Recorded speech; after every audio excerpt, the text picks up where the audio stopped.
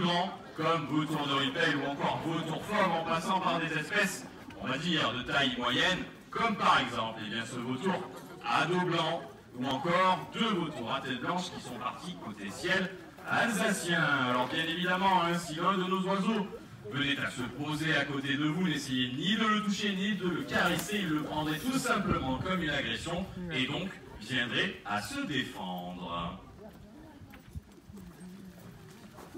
Alors c'est l'une des espèces de vautours les plus petites du monde, ce vautour à capuchon. Particularité de celui-ci, il a la capacité de changer de couleur au niveau de sa tête. En effet, il peut passer du blanc dans son état normal ou s'il est apeuré, effrayé, au rouge s'il est énervé ou excité. Allez, en passage, le vautour de moyenne taille est bien tout simplement vautour à dos blanc, appelé ainsi à cause de la couleur de son plumage au niveau de son dos. Quand il étend les ailes à l'âge adulte, il a tout simplement le dos blanc. Le passage, encore une fois, d'un petit vautour à capuchon, tandis qu'on a en attente, l'un des plus grands vautours également que vous pouvez voir en France, c'est un vautour fauve actuellement sur la plateforme. Tout là-bas, vautour facilement identifiable, reconnaissable dû à ce plumage marron clair, dit tout simplement fauve.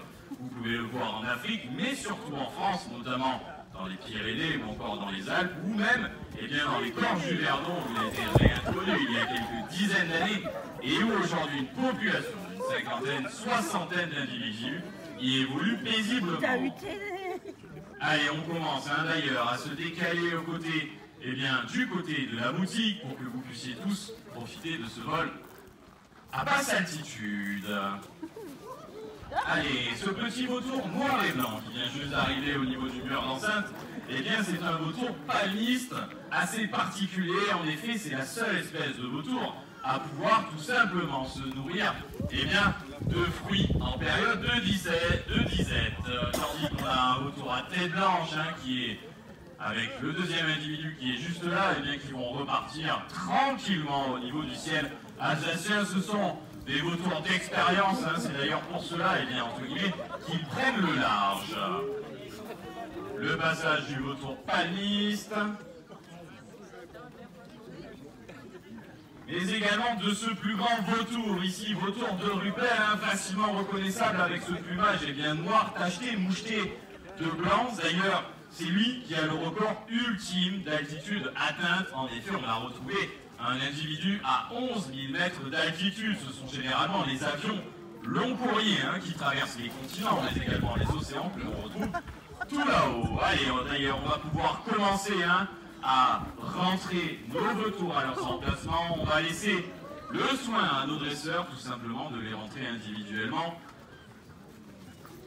Car même si les vautours, se tolèrent au niveau des sources de nourriture, ça n'en reste pas moins de formidables bagarreurs.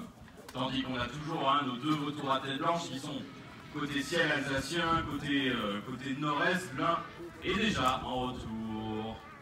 Il va pouvoir repartir ou naviguer juste au-dessus de nous. Alors, ces vautours, même s'ils sont caricaturés, dans la majorité des films ou dessins animés, d'ailleurs on les appelle beaucoup trop souvent oiseaux de mauvais augure, ils occupent cependant une place prépondérante pour le bon fonctionnement de tout système écologique. En effet, je vous l'ai dit tout à l'heure, ce sont des nettoyeurs, ce sont des charognards, ils se nourrissent donc de carcasses d'animaux morts et ils ont donc ce rôle d'éboueurs de la nature. Si ces carcasses d'animaux morts venaient à s'entasser, s'ensuivraient tout simplement des épidémies de maladies qui nuiraient à tous les biotopes dans lesquels évoluent ces vautours. Alors les rapaces, en règle générale, sont très sensibles aux produits chimiques créés par l'homme, et les vautours, il y a quelques dizaines d'années, ont bien failli disparaître.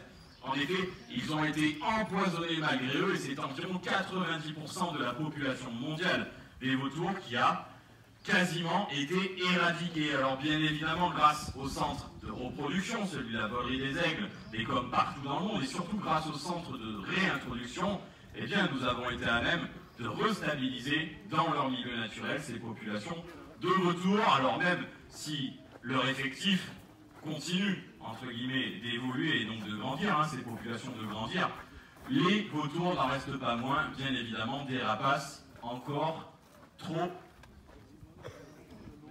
menacés. Merci beaucoup, j'ai perdu mon mot.